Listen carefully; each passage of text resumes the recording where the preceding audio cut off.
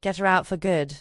She's getting too close to the accounts. Those words froze me in the hallway of my own family's foundation office in Chicago. My mother, Victoria Williams, celebrated philanthropist, board president of the Williams Foundation, was on the phone plotting my removal. I'm Harper Williams, 32 years old, and for 10 years I built the operational backbone of a charity that I just discovered is a fraud. Quick context on why this cuts deep. After my father died when I was 15, my mother launched the Williams Foundation, claiming it honored his legacy of helping vulnerable women. I believed her. Graduated from Northwestern with a degree in accounting, joined as operations director at 22, spent a decade creating transparency systems, audit protocols, donor relations frameworks. The foundation now moves $8 million annually. My older brother Derek Williams, 35, serves as CFO despite zero finance credentials, spending more time on golf courses than in board meetings. My younger sister Sloan Williams, 28, plays global ambassador, using our projects as Instagram backdrops for 400,000 followers. I was the invisible engine making everything work. That Thursday night, returning from a donor dinner, I realized I'd left my tablet in Mum's office. I walked back through the side entrance, climbed the stairs quietly, and heard her voice through the cracked door. Transfer everything to the offshore by Friday. Derek's handling the paperwork. Harper won't notice until it's done. Hello, beloved listeners. Thank you for joining me today. If you enjoy stories like this, don't forget to subscribe to the channel and hit that notification bell. I'm always curious to know which corners of the world you're tuning in from. Let me know your city in the comments.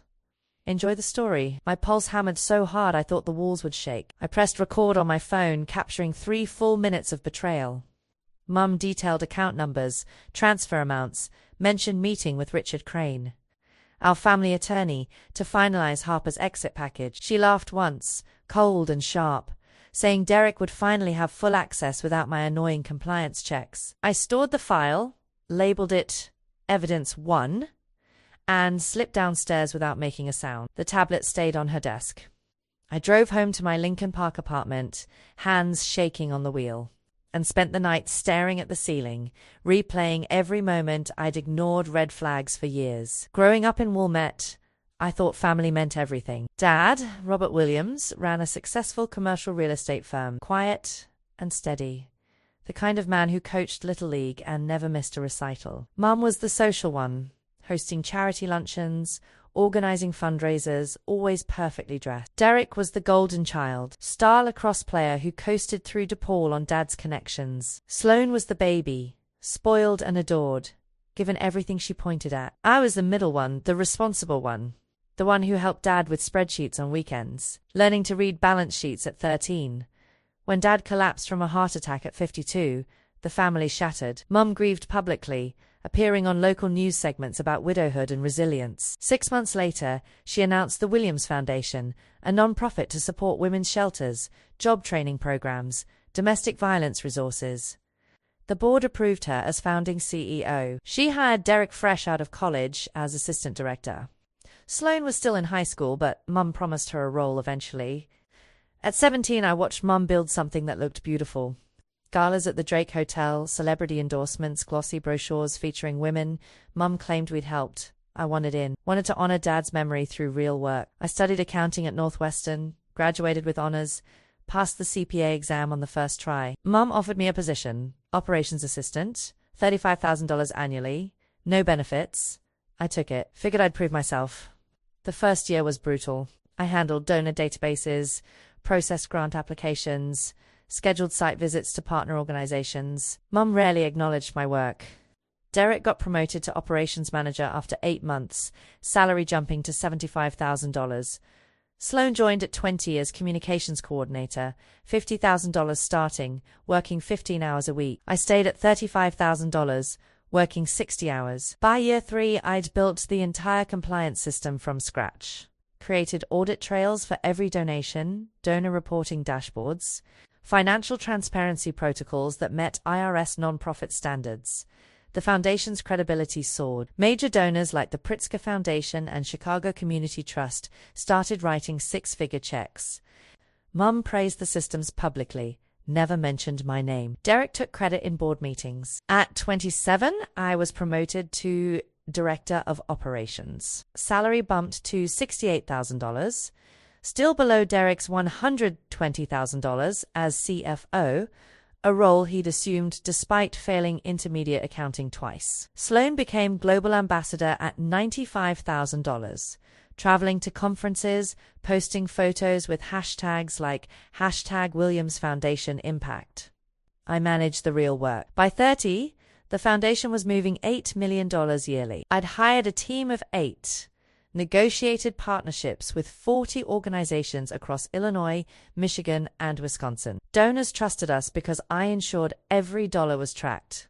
Or so I thought. Mum started avoiding my budget reviews. Derek scheduled finance meetings without inviting me.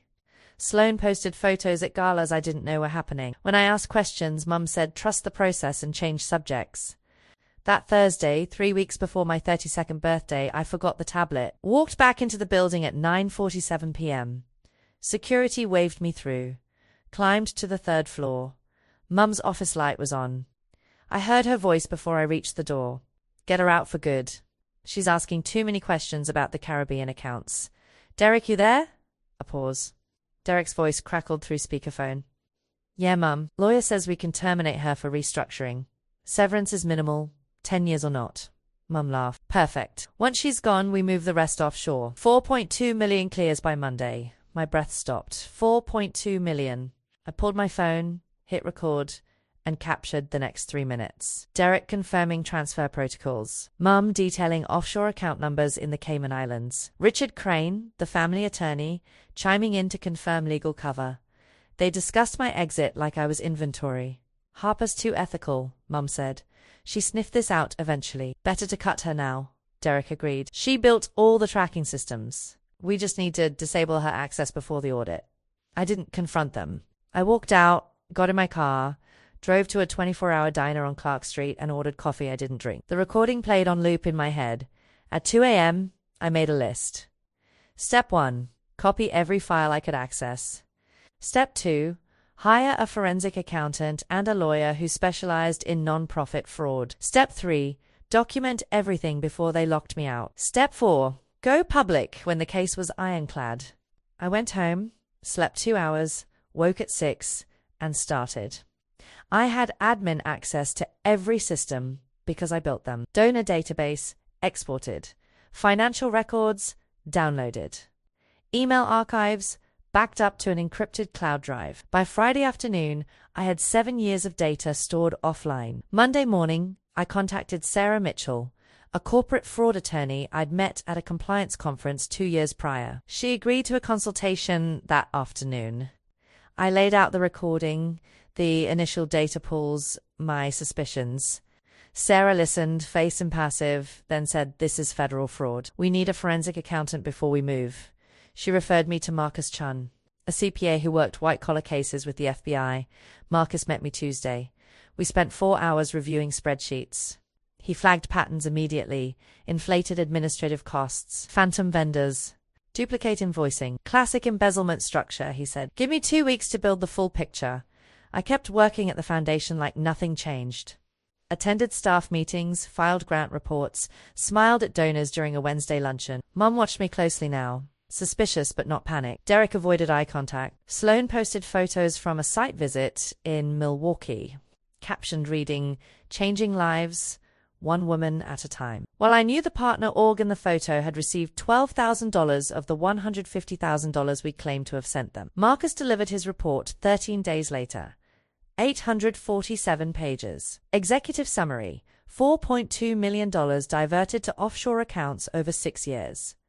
Only 32% of donations reaching stated programs. Remaining 68% funding family salaries, Mum's Lake Forest mortgage, Derek's Tesla lease, Sloan's influencer expenses, luxury travel disguised as site visits, phantom vendors traced to shell companies Derek controlled, invoice forgery for services never rendered, false reporting to the IRS on Form 990 filings for 3 consecutive years. Marcus's conclusion: this is conspiracy to commit wire fraud, tax evasion, and potentially money laundering. Criminal referral warranted. Sarah filed the criminal complaint with the FBI Chicago field office the next morning. Agent Nicole Ramirez took the case, reviewed our evidence, and opened an investigation within 48 hours. Stay quiet until we have subpoenas ready, she instructed. We'll move fast. I returned to the foundation Wednesday. Mom called a family meeting for Friday at 4 p.m. Location listed as the penthouse condo the foundation leased on Michigan Avenue for executive housing. I knew what was coming. Friday arrived. I dressed carefully, navy suit, hair pulled back, carried a leather portfolio containing nothing but blank paper, took the elevator to the penthouse. Mum sat at the head of the dining table, Derek to her right, Sloane scrolling her phone to her left. Richard Crane, the attorney, occupied the far end, manila folder in front of him. Mum gestured to the empty chair. Sit, Harper. I sat. No pleasantries. She launched directly. The board voted yesterday. We're restructuring operations. Your position is being eliminated. Derek will absorb your responsibilities. My face stayed neutral. Sloane glanced up from her phone. It's not personal, Harper. Just business. You've seemed so stressed lately. Maybe this is a blessing. Derek slid a document across the table. Severance agreement. $15,000. Sign here. I read it slowly. 10 years of service, 2 weeks' salary as payout, immediate termination of benefits, non-disparagement clause preventing me from discussing foundation operations publicly. Richard leaned forward. Standard terms, Harper. We appreciate your contributions, but the foundation is evolving. I looked at Mum. Her expression was cold, victorious. She thought she'd won. I picked up the pen, signed the agreement without a word, dated it, pushed it back. Thank you for the opportunity, I said. Voice steady. I'll clear my desk Monday. Mum blinked, surprised by the lack of fight. Derek smiled, relieved. Sloane returned to her phone. Richard collected the document. Your access credentials will be deactivated Sunday night, he said. We'll mail the severance check. I stood, shook no hands, walked to the elevator, and left. In the parking garage, I texted Sarah. It's done. I'm officially out. She replied immediately. Perfect. Press conference scheduled Tuesday. FBI subpoenas Monday morning. The weekend crawled. I organized my evidence into indexed binders, rehearsed my statement. Ignored calls from former colleagues asking what happened. Monday at 9:15 a.m., federal agents arrived at the Williams Foundation offices with search warrants. They seized computers, file cabinets, financial records. Mum called my cell 14 times. I didn't answer. Derek left a voicemail. What did you do? Sloane texted, FBI is here.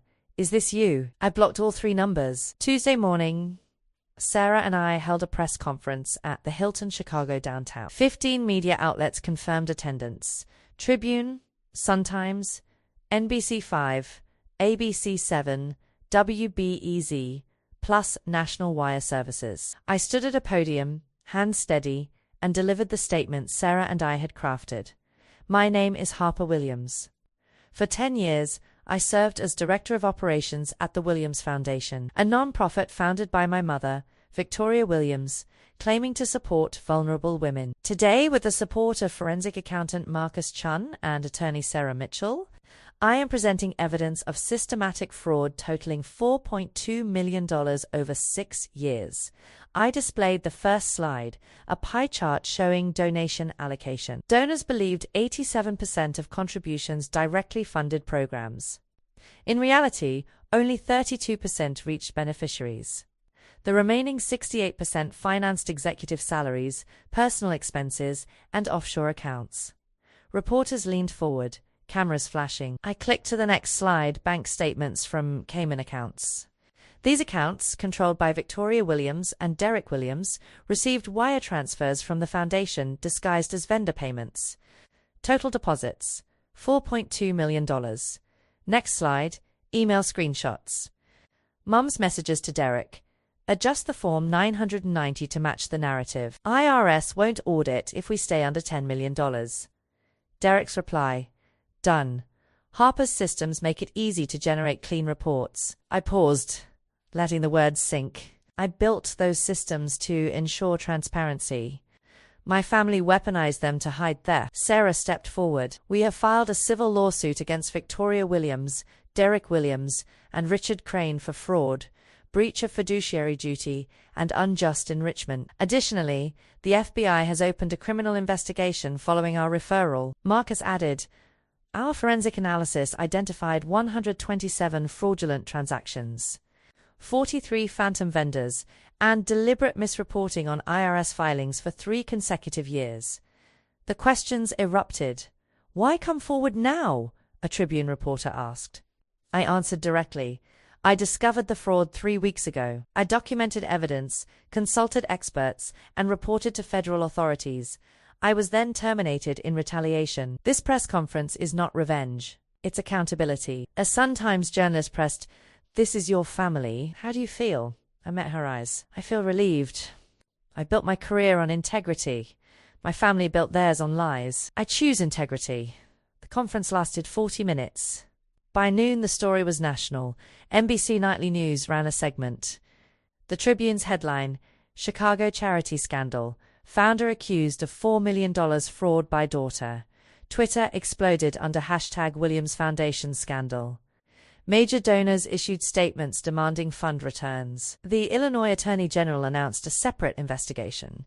The foundation's website crashed from traffic. By Wednesday, the board suspended Mum and Derek pending investigation. Sloan resigned via Instagram post, claiming ignorance, losing brand deals within hours. Friday, federal prosecutors charged Mum and Derek with wire fraud, conspiracy, and tax evasion. They surrendered to FBI custody, posted bail at $500,000 each, and were fitted with ankle monitors. Richard Crane faced disbarment proceedings. The foundation filed for bankruptcy, assets frozen. Partner organizations scrambled to find replacement funding. Donors who'd written checks for years felt betrayed, lied to, used. Media coverage intensified. I gave interviews to NPR, PBS, and the Stanford Social Innovation Review about nonprofit accountability. The attention was overwhelming, but I stayed focused.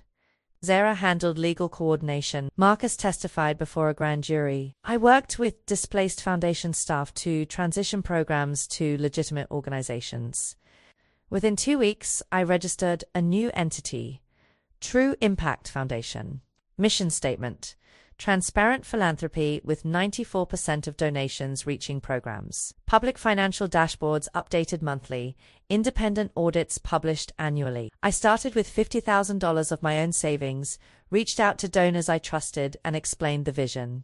The response stunned me. Former Williams Foundation donors, angry and determined to support real work, committed $2.1 million in the first 6 months. I hired a lean team of 5, rented office space in the Loop, and launched pilot programs in 3 cities. Job training for women exiting domestic violence situations. Partnering with vetted local orgs, publishing impact data quarterly. 6 months post-exposure, the criminal trial began. Mum and Derek faced 14 counts each. Prosecutors presented the evidence Marcus and I had compiled, plus additional findings from FBI forensic accountants. Sloan testified for the prosecution under immunity, confirming she knew about offshore accounts but claimed Mom pressured her into silence. The jury deliberated 4 days. Verdict: guilty on all counts. Sentencing hearing 3 weeks later. Mum received 8 years in federal prison, 3 years supervised release, and $4.2 million in restitution. Derek got 6 years, same restitution. Richard Crane lost his law license, received 2 years for obstruction. Sloan avoided prison but faced 5 years probation and $500,000 in fines she couldn't pay. The penthouse was seized. The Lake Forest mansion sold at auction to cover restitution. Mom's public image, once polished and admired, shattered completely. News segments replayed her charity gala speeches, juxtaposed with courtroom footage of her in an orange jumpsuit. Derek's LinkedIn profile, previously boasting about nonprofit leadership, disappeared. Sloan's Instagram, once vibrant with charity porn, went dark after followers flooded comments with accusations. Meanwhile, True Impact Foundation grew. By month 9, we'd distributed $1.8 million directly to programs, hired 22 staff across 4 cities, and launched partnerships with 18 vetted organizations. I kept my salary at $110,000, modest but fair, ensuring the bulk of funds reached beneficiaries. Donors appreciated the transparency. We published every transaction, every site visit report, every outcome metric.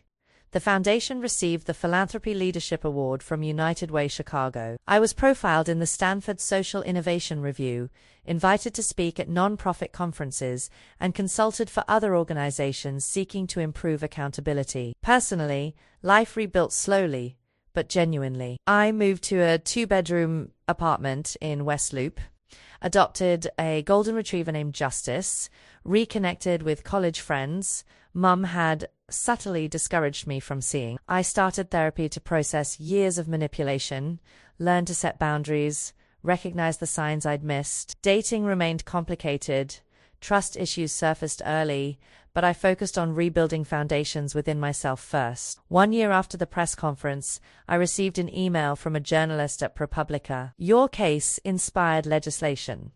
Illinois now requires nonprofits over $1 million to publish financials online and undergo independent audits. It's being called the Williams Transparency Act. I read the message twice, feeling something I hadn't felt in years. Pride. Not in my family name, but in the choice I made to expose truth despite the cost. Mom sent a letter from prison, delivered through her new attorney. It opened with, "I hope you're satisfied," and deteriorated into accusations, claiming I destroyed the family for publicity. I read it once, filed it in a folder labeled closure, and never responded. Derek's letter arrived 2 months later, asking for forgiveness, claiming he was manipulated by Mum. I shredded it. Sloan tried reaching out via a mutual friend, suggesting we heal together. I declined. Some bridges, once burned, don't deserve rebuilding. True Impact Foundation continued thriving. By year 2, we operated in 7 cities, moved $4.5 million to programs, maintained 94% direct impact ratio. I hired a coup to manage daily operations, allowing me to focus on strategy and partnerships. Received invitations to join other nonprofit boards, served on 2, brought accountability expertise. Financially, I was stable, not wealthy, but secure. Owned my apartment outright, invested conservatively, built an emergency fund I never had before. Relationships remained selective. Trust, once shattered by family, took time to rebuild with others. But I found my people, allies who valued integrity, friends who showed up, a small chosen family far more reliable than the one I was born into. Justice, my golden retriever, became the best therapist, reminding me daily that loyalty and love exist without condition. Looking back, I don't regret the exposure. People ask, was it worth losing your family? I correct them. I didn't lose family. I escaped fraud disguised as family. The Williams Foundation was never about helping vulnerable women. It was about enriching privileged people under the cover of charity. I chose to end that. Mum sits in a federal prison in Pekin, Illinois, serving year 3 of 8. Derek is incarcerated in Terre Haute, Indiana, year 2 of 6. Sloan works retail in Naperville, rebuilding from bankruptcy, her influencer dreams dead. Richard Crane does contract paralegal work, disbarred and disgraced. Their consequences are their own. I built something real, something transparent, something that honors the mission they pretended to care about. True Impact Foundation now employs 35 people, operates in 12 cities, and has distributed over $9 million directly to programs. Every dollar tracked, every outcome measured, every donor informed. The lesson I carry forward: blood doesn't justify betrayal. Family titles don't grant immunity from accountability. And sometimes the most loving thing you can do for yourself is expose the truth, even when it costs you everything you thought mattered. I'm Harper Williams, 33 now, founder and CEO of True Impact Foundation. I don't speak to my mother, my brother, or my sister. I don't attend family holidays or answer letters from prison. I built a life based on values they taught me to perform but never practice. And when reporters ask, do you ever regret turning in your own family? I answer the same way every time. I didn't turn in my family. I reported criminals who happened to share my last name. There's a difference. Thanks for staying through this entire story. The media coverage continues, but I've learned to focus on the work that matters. What would you have done in my position? Have you ever had to choose between family loyalty and doing the right thing? Drop your thoughts in the comments below. If this resonated with you, smash that like button and subscribe for more stories about boundaries, accountability, and building something real from the ruins of betrayal. See you in the next one.